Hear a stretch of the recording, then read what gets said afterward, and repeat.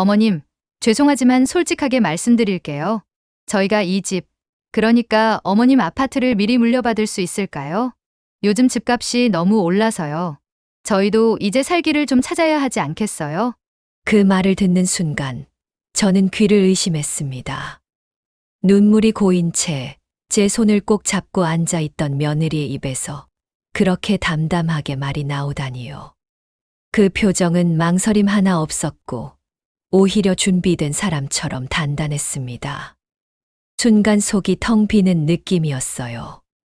그게 저희 며느리가 제게 할 수 있는 말인가요? 본격적인 이야기 들어가기 전에 이 영상이 끝날 때까지 함께 해주신다면 자식의 진심과 욕심을 구분하는 눈을 갖게 되실 겁니다. 그러니 잠시만 시간을 내셔서 구독과 좋아요, 알림 설정을 꼭 부탁드립니다. 이야기를 전하며 느낀 그 배신감과 마음속 깊이 차오른 절망을 제가 느낀 그대로 끝까지 들어주시면 감사하겠습니다. 안녕하세요. 제 이름은 유정숙이고 올해 75살입니다. 서울 외곽 30년 가까이 살아온 아파트에서 혼자 지낸 지 벌써 20년이 다 되어 갑니다. 남편은 먼저 떠났고 아들은 결혼과 동시에 분가했죠. 외로울 때도 있었지만 억지로 누구를 원망하진 않았어요. 그냥 그렇게 묵묵히 살아왔습니다. 그런데 몇 달 전부터 아들과 며느리의 태도가 완전히 달라졌습니다. 한동안 바쁘다며 전화 한 통 없던 아이들이 주말이면 어김없이 찾아오고 반찬을 해다 주며 청소며 빨래며 이것저것 다 해주는 겁니다. 며느리는 예쁘게 웃으며 말했어요. 어머님, 이젠 제가 자주 올게요. 어머님, 너무 혼자 두면 안 되잖아요. 아들은 거실에 앉아 제 손을 꼭 잡고 이렇게 말했죠. 엄마, 정말 죄송해요. 요즘엔 퇴근하고 나면 엄마 생각이 자주 나요. 그동안 너무 무심했어요. 앞으로는 잘할게요. 그 순간 마음 한구석이 녹아내렸습니다. 그 따뜻한 말 한마디에 서운했던 지난 세월이 잊히더군요. 사람 마음이란 게 참 그렇더군요. 한 번이라도 진심 같아 보이면 수십 년간의 상처도 잠시 덮여버리는 법이죠. 그날도 며느리는 한가득 장을 봐와서 찌개를 끓이고 있었습니다. 밥을 다 먹고 나서 설거지를 마친 뒤 조심스럽게 제 옆에 앉더니 그렇게 말했습니다. 어머님, 요즘 집값이 어마어마하게 오르고 있다는 거 알고 계세요? 그래? 나는 그런 거 잘 몰라. 그냥 이 집이 편하고 좋았어. 그렇죠. 당연히 그러시겠죠? 그런데 저희는 요즘 너무 힘들어요. 아들 교육비에, 대출에, 정말 벼랑 끝에 서 있는 기분이에요. 그렇겠구나. 그래도 조금씩 나아지지 않겠니? 그러자 며느리는 제 손을 잡고 눈을 마주보며 말했습니다. 어머님, 그래서 말씀드리는 건데요. 이 집을 미리 저희에게 물려주시면 안 될까요? 그 순간 마음이 쿵 내려앉았습니다. 이게 진심일까? 아니면 오래전부터 계획된 말이었을까? 그녀의 눈빛은 흔들림이 없었습니다. 마치 대사를 외운 사람처럼 말하는 그 모습이 낯설었습니다. 눈물 한 방울을 고이고 있는 그녀가 진심인지 아닌지를 전혀 알 수 없었습니다. 그날 밤 저는 혼자 방 안에 앉아 창밖을 오래도록 바라보았습니다. 며느리의 말이 계속 귓가에 맴돌았고 마음은 점점 더 무거워졌습니다. 다음 주말 아들이 정장을 차려입고 혼자 집으로 왔습니다. 양손엔 서류 가방이 들려 있었고 얼굴엔 무거운 표정이 어렸죠. 제가 문을 열자마자 아들은 아주 조심스럽게 말했습니다. 엄마, 오늘은 좀 중요한 이야기를 드리려고 왔어요. 저는 아무 말 없이 고개만 끄덕였고 아들은 익숙하게 거실로 들어와 탁자 위에 조심스럽게 가방을 내려놓더니 가방을 열고 하얀 봉투를 꺼냈습니다. 그 안에는 여러 장의 인쇄물이 정리돼 있더군요. 조심스럽게 펼쳐진 종이들 위에는 부동산 증여 계약서라는 글씨가 선명하게 박혀 있었습니다. 엄마, 이건 증여 계약서예요. 지금 이 시점에 명의를 저희 쪽으로 옮기면 세금이 훨씬 절약되고 엄마께서도 나중에 더 불편한 상황 겪지 않으셔도 되고요. 그 말이 끝나자마자 저는 아들의 얼굴을 바라보았습니다. 그 아이의 눈빛은 침착했지만 이상하게도 서늘했어요. 분명 엄마를 걱정해서라는 명분을 들이대고 있었지만 그 말 사이사이에 숨겨진 목적이 너무나 뚜렷하게 느껴졌습니다. 영민아, 갑자기 무슨 이런 얘기를 하니? 엄마는 아직 혼자서 잘 살고 있고 그런 복잡한 절차는 나중에 해도 늦지 않잖니. 아들은 제 말을 끊지 않고 다 듣고는 고개를 끄덕이며 말했습니다. 네, 엄마. 물론 이해합니다. 그런데 요즘은 다들 그렇게 하시더라고요. 미리 증여를 하셔서 다 정리해 놓으시는 게 오히려 나중을 위해 좋은 거라고들 해요. 저희는 엄마만 생각해서 드리는 말씀입니다. 그 말이 이상하게 들렸습니다. 엄마만 생각해서 저를 위하는 듯한 포장 아래 자신들의 이익을 담아두고 있다는 게 느껴졌습니다. 영민아, 이건 내 아버지랑 내가 정말 고생해서 마련한 집이야. 이 집 하나 믿고 지금까지 살아왔고 이 안에 내 추억도 다 들어있잖아. 엄마, 그거 잘 알아요. 그래서 저희가 더 잘 지킬 수 있는 거예요. 엄마 혼자 이 집에 계시면 걱정되잖아요. 어느 날 갑자기 무슨 일이 생기시면 그때 정리하려면 훨씬 더 복잡하고 힘들 수 있어요. 하지만 아직은 엄마가 혼자 지낼 수 있어. 건강도 괜찮고 이 집이 제일 편해. 그 순간 아들의 표정이 아주 살짝 굳어지는 게 보였어요. 그리고는 준비해온 듯한 말들을 줄줄이 쏟아냈습니다. 엄마, 지금 결정하셔야 해요. 세무사하고도 다 얘기해놨고 재산 분할도 계산해봤어요. 지금이 가장 좋은 시점이에요. 만약 놓치면 증여세만 수천만 원 더 내야 합니다. 그렇게 말하면서 아들은 조용히 펜을 제 앞으로 밀어두었습니다. 그리고 아무 말 없이 제 눈을 바라봤죠. 펜 하나, 종이 몇 장. 그 안에 저희 전 재산이 담겨 있고 또 한편엔 제 아들에 대한 실망이 묻어 있었습니다. 영민아, 미안하지만 엄마가 이건 좀 더 생각해 볼게. 엄마, 그렇게 망설이실 일은 아니라고 생각해요. 이건 저희가 엄마를 위해 준비한 거예요.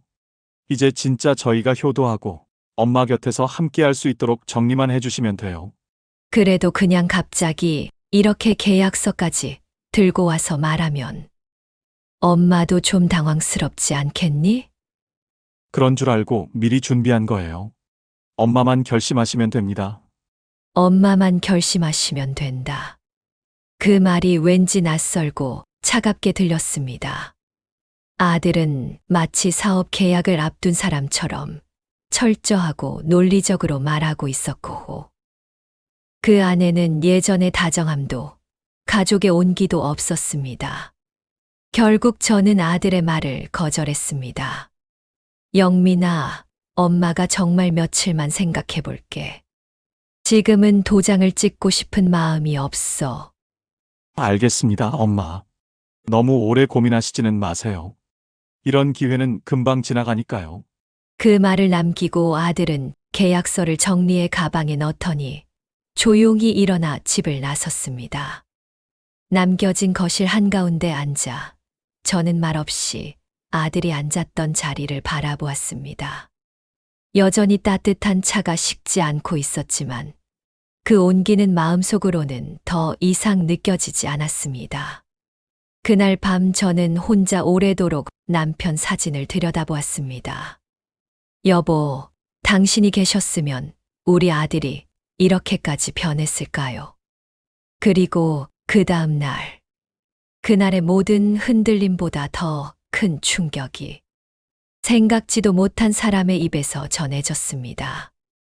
다음 날 아침, 저는 평소처럼 현관 앞 화분에 물을 주고 있었어요.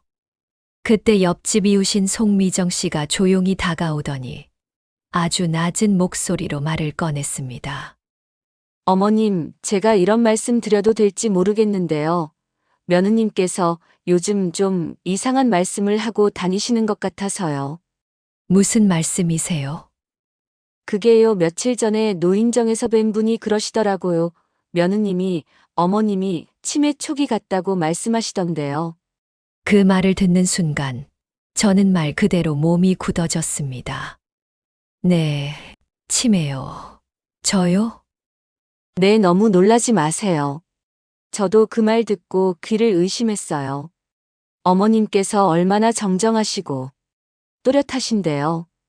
그런데 며느님이 그런 말씀을 몇 군데서 하셨대요. 은행에서도 그런 얘기 하셨다고 들었어요. 어머님이 요즘 정신이 오락가락 하신다면서요. 그 말에 숨이 턱 막혔습니다. 며느리가 왜 그런 얘기를 퍼뜨리는 걸까요? 설마 아파트 명의 이전을 유리하게 만들기 위해서. 그제야 어젯밤 아들이 그렇게 서둘렀던 이유가 떠올랐습니다. 기회는 금방 지나간다. 지금이 시기다. 그 말들이 마치 무슨 마감일 앞둔 사람의 말처럼 느껴졌었죠. 이 모든 게 계획된 행동이었다는 생각이 들자 몸에 소름이 돋기 시작했습니다. 미정 씨 정말 그런 얘기를 들으셨어요? 네. 저도 직접 들은 건 아니고 미용실 원장님이 그러시더라고요. 며느님이 자꾸 어머님이 요즘 말이 헛도는 것 같다고, 생활비도 잘 못 챙기신다고. 그런 식으로요. 저는 아무 말도 할 수 없었습니다. 입을 열려고 해도 목이 잠겨서 말이 나오질 않았습니다. 내가 치매라니. 그 말 자체가 모욕처럼 느껴졌고, 가족이 나에 대해 그런 말을 퍼뜨렸다는 사실에 심장이 조여오는 듯한 고통이 밀려왔습니다. 송미정 씨는 제 손을 가볍게 잡으며 덧붙였습니다. 어머님, 제가 괜히 불안하게 해드리고 싶어서 이런 말씀 드리는 게 아니에요. 제가 어머님을 몇 년이나 봐왔잖아요. 매일 아침 화단 돌보시고, 장 보실 때도 장부까지 정리하시고, 어머님이 치매라는 건 말도 안 돼요. 저는 그 말 듣고 이건 아니다 싶었어요. 정말 감사합니다. 말씀해 주셔서. 혹시 어머님도 이상하다고 느끼신 부분 있으셨어요? 사실 아들이 갑자기 계약서를 들고 와서 집을 넘기라고 하더라고요. 며느리는 그 전에 와서 물려달라는 말도 했고요. 세상에 역시 이게 그냥 우연이 아니었네요. 그 말에 저는 눈물이 왈칵 쏟아질 것 같았습니다. 하지만 울지 않으려 애썼습니다. 괜히 감정에 휩쓸려 뭔가 판단을 그르치고 싶지 않았습니다. 그날 오후 저는 일부러 은행에 들렀습니다. 가까운 지점의 창구 직원이 익숙한 얼굴이라 다행이었죠. 인사도 나누기 전에 직원이 먼저 말했습니다. 어머님, 아드님께서 요즘 통장 관련해서 자주 문의하시더라고요. 어머님 통장 복사본 요청도 하셨고요. 비밀번호 확인 요청도 있었는데 저희가 규정상 당연히 거절드렸죠. 제 통장 복사본을요?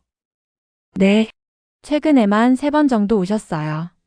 죄송하지만 걱정이 되어서 말씀드리는 거예요. 머리가 띵했습니다. 이미 등골이 서늘한 상황이었는데 이젠 제 돈까지 노리고 있었구나 싶었어요. 그제야 아들의 침묵이 떠올랐습니다.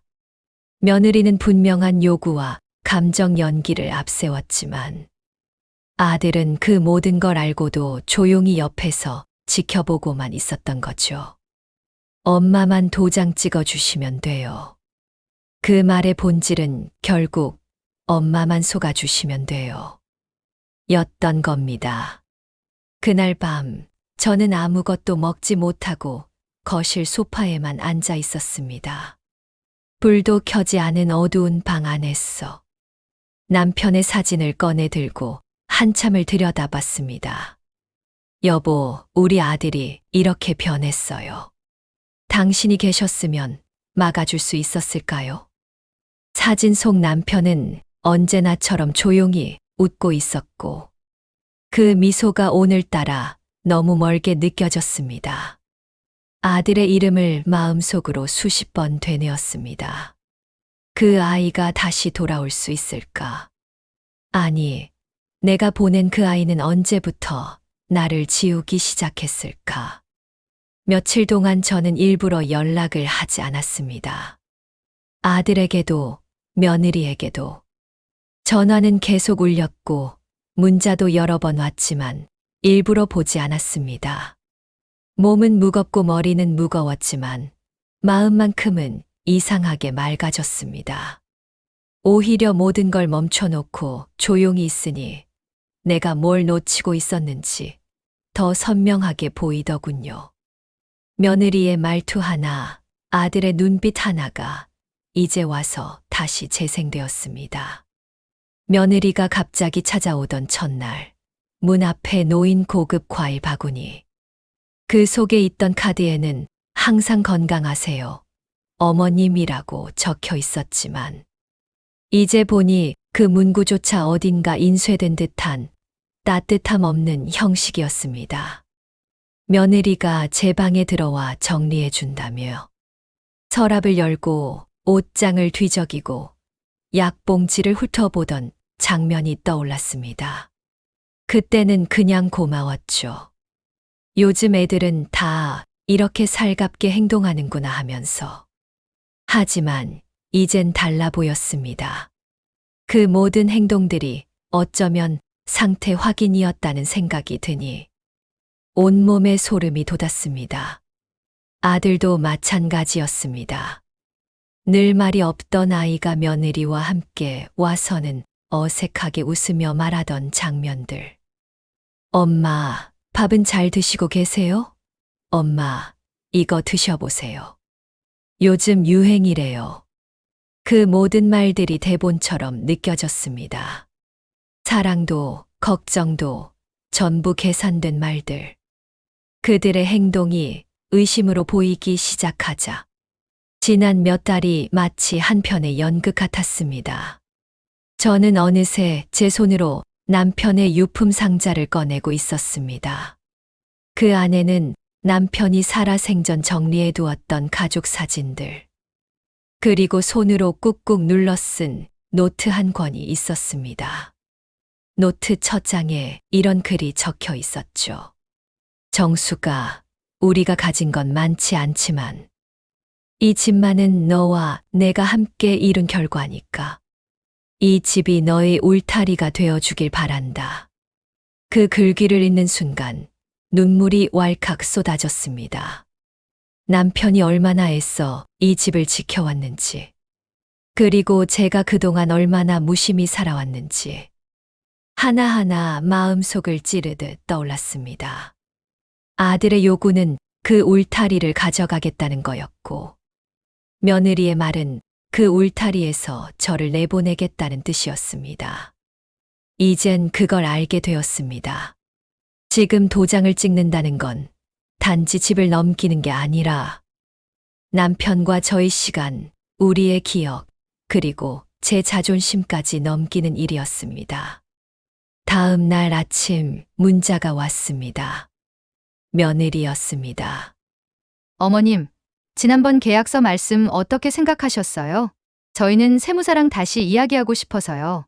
너무 오래 기다리게 하시면 저희도 좀 곤란해요. 저는 곧장 답장을 보냈습니다. 생각 끝났습니다. 계약은 하지 않겠습니다. 집은 제 삶의 일부이기에 제 손으로 지키겠습니다. 그렇게 보내고 나니 가슴 한구석이 후련했습니다. 무언가를 뺏긴 것이 아니라 오히려 제 삶을 되찾은 기분이었어요. 몇 시간 뒤 아들에게서 전화가 왔습니다. 하지만 저는 받지 않았습니다.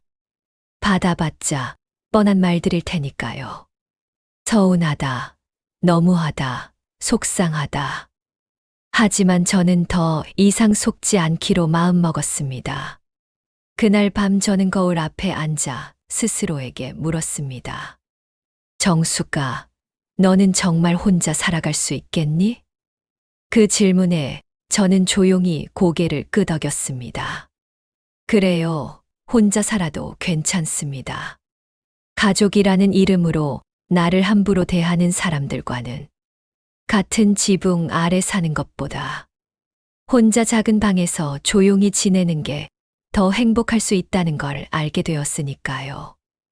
며느리와 아들의 연락은 점점 줄어들었고, 이제는 일주일 넘도록 소식이 없습니다.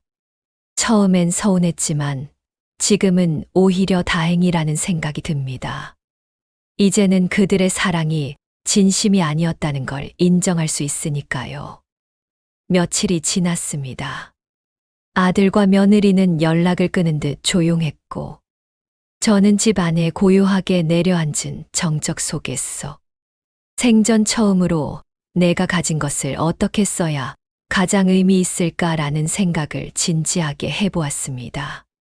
거실 한가운데 남편의 사진과 마주 앉아 오랫동안 머릿속으로 대화를 나눴습니다. 여보, 이 집 당신이 땀 흘려 이룬 집이에요. 우리 둘이 이룬 마지막 보금자리죠. 그런데 영민이는 이걸 자기 집이라 생각하는 것 같아요. 그 아이에게 줘도 괜찮았을 텐데 이렇게까지 하면서 가져가려는 걸 보니 도저히 줄 수가 없어요. 그날 오후 저는 주민센터 사회복지과에 전화를 걸었습니다. 담당 공무원이 놀란 듯 물었습니다. 어르신, 기부를 고민 중이시라고요? 혹시 단체나 방식은 정하셨을까요? 아직은 아니에요. 하지만 저보다 더 절실한 분들에게 도움이 될 수 있다면 그게 이 집의 가장 아름다운 마지막이 아닐까 싶어서요. 며칠 뒤 사회복지재단의 상담사가 집으로 방문했습니다. 서류를 정리하면서 조심스럽게 물었습니다. 혹시 가족분들 동의는 받으셨을까요? 그 아이들한테는 얘기하지 않을 생각이에요. 어차피 집을 주지 않는다는 이유만으로 벌써 이렇게 등을 돌린 사람들이니까요. 결심이 굳으셨군요. 네. 오히려 이렇게 결심하니 마음이 더 편해졌어요. 누군가를 미워하는 것도 지치고 기다리는 것도 지쳐요. 그 시간에 누군가를 도울 수 있다면 그게 더 가치 있겠지요. 며칠 후 그 소식은 생각보다 빨리 아들에게 전해졌습니다. 어느 저녁 문이 벌컥 열리더니 아들과 며느리가 거의 동시에 들이닥쳤습니다. 둘 다 눈이 뒤집힌 듯 얼굴이 벌게 있었고 며느리는 집 안에 들어오자마자 소리쳤습니다. 어머님, 도대체 무슨 짓을 하시는 거예요? 무슨 짓이라니? 기부요? 집을 사회에 내놓겠다고요? 이건 너무하신 거 아니에요? 아무리 그래도 그렇지. 가족을 두고 그런 결정을 하세요? 아들은 며느리보다 더 조용했지만 그 눈빛에는 실망을 넘은 분노가 담겨 있었습니다. 엄마, 정말이에요? 이 집을 기부한다고요? 그래. 아빠랑 내가 일평생 지켜온 집이야. 그런데 이제는 다른 누군가에게 더 필요한 것 같아서. 그게 말이 돼요, 엄마? 우린 지금 전세도 겨우 살고 있는데 엄마 혼자 사시는 집을 왜 사회에 줘요? 왜냐고? 너희가 날 요양원에 보낼 계획을 세웠잖니. 치매 운운하고 통장 복사하려고 하고. 그게 가족이 할 짓이니? 순간 아들의 얼굴이 굳었습니다. 그리고 곧 며느리가 끼어들었습니다. 어머님, 그건 저희가 걱정돼서 한 얘기였어요.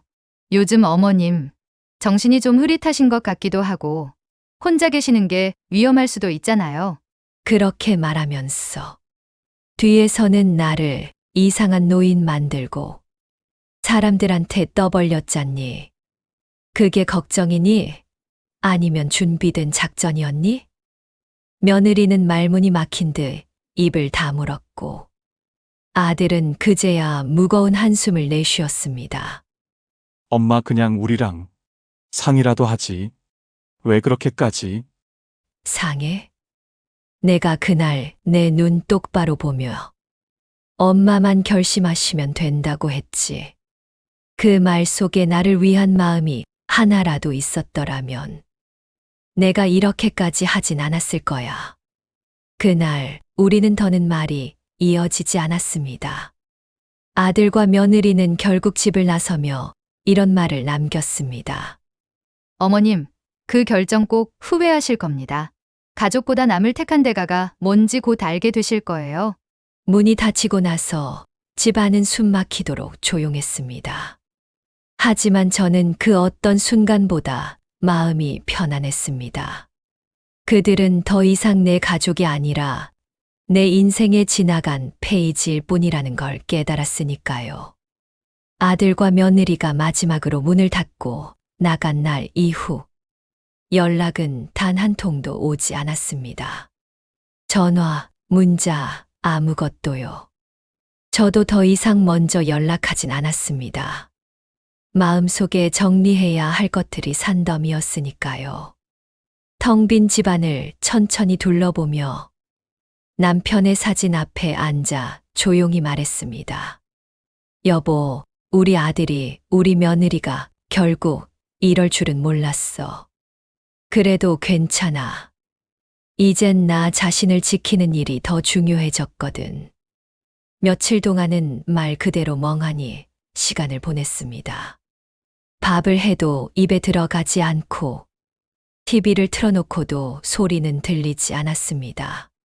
온몸이 무기력했고 가끔은 이런 생각도 들었습니다. 내가 과민한 건 아닐까? 내가 괜히 오해한 건 아닐까? 하지만 그 생각의 끝엔 늘 같은 결론이 찾아왔습니다. 아니야. 그 애들은 그럴 마음이 있었어. 그게 아니라면 그렇게까지 날 몰아세우진 않았을 거야. 며느리의 얼굴, 아들의 눈빛. 며칠 전 우리 셋이 마주 앉았던 식탁. 그 모든 장면이 꿈처럼 아득했습니다. 그러다 문득 오래전 남편이 남긴 말이 떠올랐습니다. 당신 절대 자식들 때문에 울지 마. 당신은 누굴 의지하지 않아도 누구보다 단단한 사람이야. 그 말이 이상하게도 지금 제 삶을 버티게 해주더군요. 며칠 후 사회복지재단에서 연락이 왔습니다. 기부 절차는 모두 마무리됐고 집에 대한 서류도 정리되었다고요. 담당자는 조심스레 물었습니다. 혹시 앞으로 어디로 이사하실 계획이신가요? 작은 단독주택이 하나 있어요. 지인이 소개해줬는데 햇살도 잘 들고 마당도 작게 있어서 좋더라고요. 딱 혼자 살기 딱 좋은 집이에요. 정말 다행이네요. 혹시 필요하신 게 있으시면 언제든지 말씀 주세요. 전화를 끊고 나니 마음이 조금은 가벼워졌습니다. 무언가 큰 숙제를 끝낸 기분이었달까요. 저는 조용히 가방을 챙겨 마트에 다녀왔습니다. 냉장고에 아무것도 없다는 사실이 이제야 실감났기 때문입니다. 그날 저녁 옆집 미정 씨가 찾아왔습니다. 조심스레 현관문을 두드리며 말했습니다. 어머님 괜찮으세요? 며칠 동안 뵙지 못해서요. 괜찮아요. 오히려 마음이 편하네요. 무례한 질문일지 모르지만 혹시 그날 제가 드린 말씀이 상처가 되진 않았나요? 아니에요. 오히려 고마웠어요. 그 덕에 제가 어떤 상황에 놓여 있는지 알게 됐거든요. 미정 씨는 한참을 망설이다가 제 손을 조심스레 잡았습니다. 정말 대단하세요. 그런 결정을 하시기까지 얼마나 많은 고민이 있었을지 저라면 감히 상상도 못했을 거예요. 대단하긴요. 그냥 더 늦기 전에 제 마음을 지키고 싶었을 뿐이에요. 그 말에 미정 씨는 눈시울을 붉혔고, 우리는 말없이 따뜻한 유자차 한 잔을 함께 했습니다. 별것 아닌 시간이었지만, 그 어떤 위로보다 깊숙하게 마음에 닿았습니다. 그날 밤, 오래간만에 일기장을 꺼냈습니다. 첫 장에 조용히 적었습니다. 가족이란 이름만으론 마음까지 묶어둘 수 없다. 이제는 나 자신을 지켜내는 것이 내가 살아갈 이유이자 방식이다. 이제 저는 작고 단정한 단독주택으로 이사를 준비 중입니다. 누군가에게는 낡고 볼품없는 공간일지 몰라도 저에겐 인생의 새 출발선입니다. 더는 누구의 눈치를 보지 않아도 되고 누구의 계획 안에 존재하지 않아도 됩니다. 혼자라는 건 더 이상 외로움이 아니라 자유라는 이름이 될 수도 있다는 걸 이제야 깨달은 밤입니다. 이사를 한 날은 유난히 하늘이 맑았습니다. 구름 한 점 없이 푸른 하늘 아래 내 인생의 새 출발이 시작된 것이었죠. 새로운 집은 크진 않았지만 햇살이 부엌까지 쏟아지고 창밖으로 작은 나무들이 흔들리는 모습이 정겹기만 했습니다.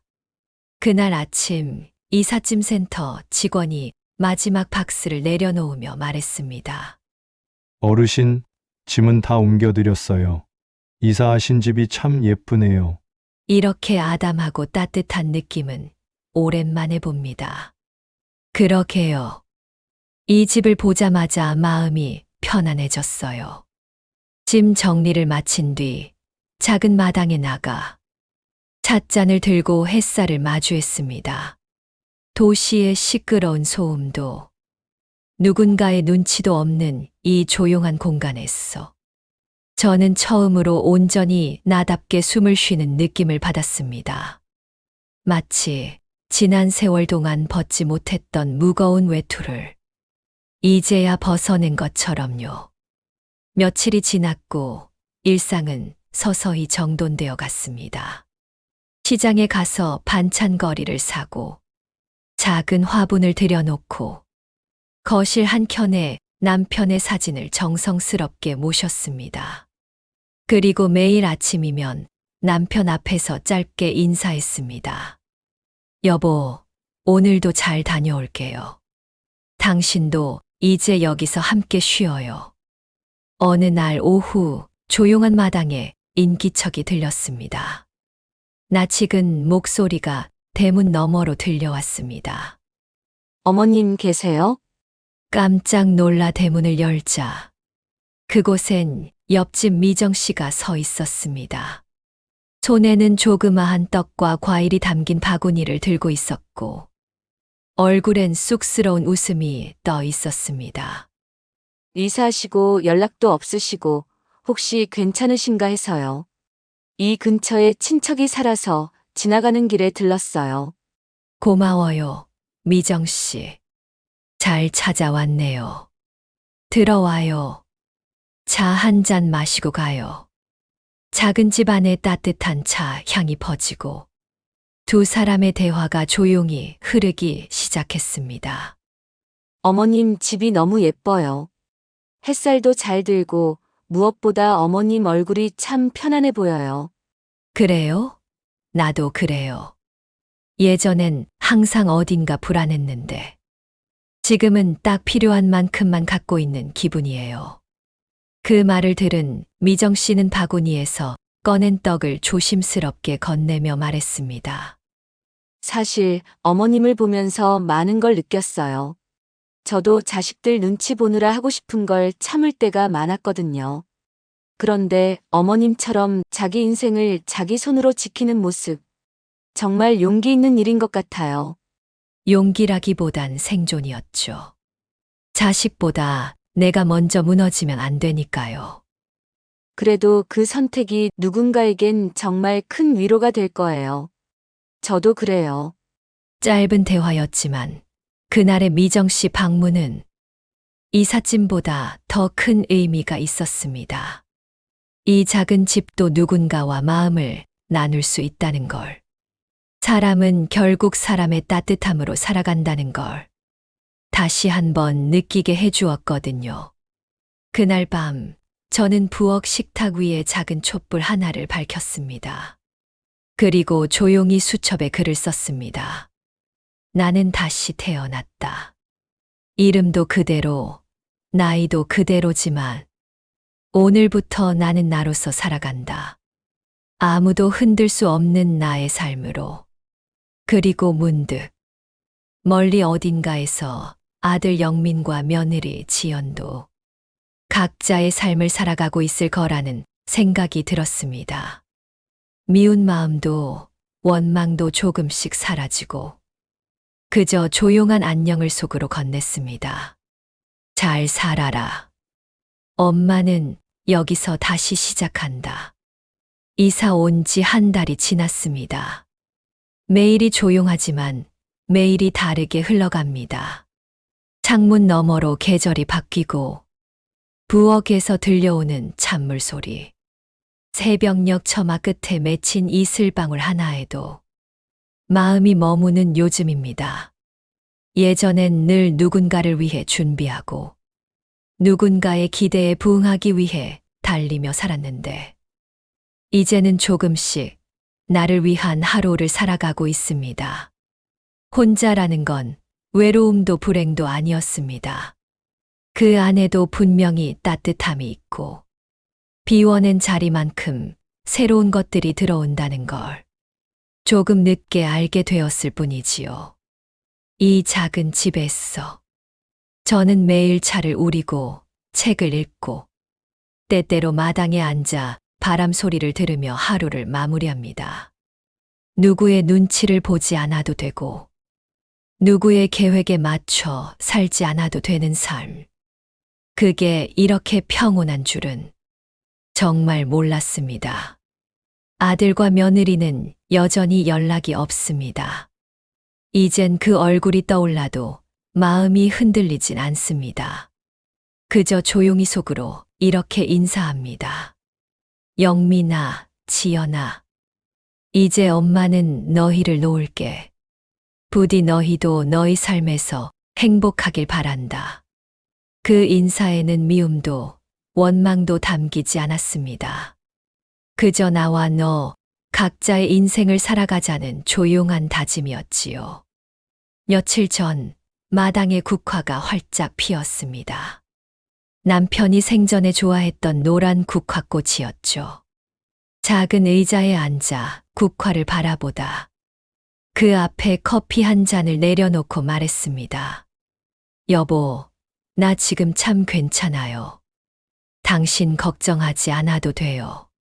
그 말 한마디에 내 마음 어딘가가 조용히 놓였습니다. 이젠 누구에게 증명하지 않아도 괜찮고 설명하지 않아도 편안합니다. 내가 나로 살아간다는 것, 그것만으로도 충분하다는 걸. 이 나이에 이곳에서 비로소 배우게 되었으니까요. 그리고 그 평온함은 제가 스스로 선택한 결과라는 사실이 더없이 고맙고 소중합니다. 혹시 이 영상을 보시면서 누구보다 자신을 오래 참아왔던 분, 누군가에게 이해받지 못해 속으로 울어본 분이 계시다면 부디 제 이야기가 작은 따뜻한 울림이 되었기를 바랍니다. 그 울림이 당신의 마음을 조금이라도 감싸주었다면 지금 이 순간 저도 참 잘 살아온 거겠지요. 이야기를 끝까지 함께 해주셔서 진심으로 감사합니다. 혹시 이 이야기 속에서 나도 그래 하고 마음이 움직이셨다면 잠시만 시간을 내셔서 구독과 좋아요, 알림 설정 부탁드립니다. 이런 조용한 이야기 하나가 어디선가 또 다른 분의 마음에도 스며들 수 있도록 함께 나눠주신다면 정말 감사하겠습니다. 저는 유정숙, 올해 75살입니다. 그리고 이제야 비로소 저답게 살아가는 중입니다. 고맙습니다. 당신의 오늘도 평온하기를 바랍니다.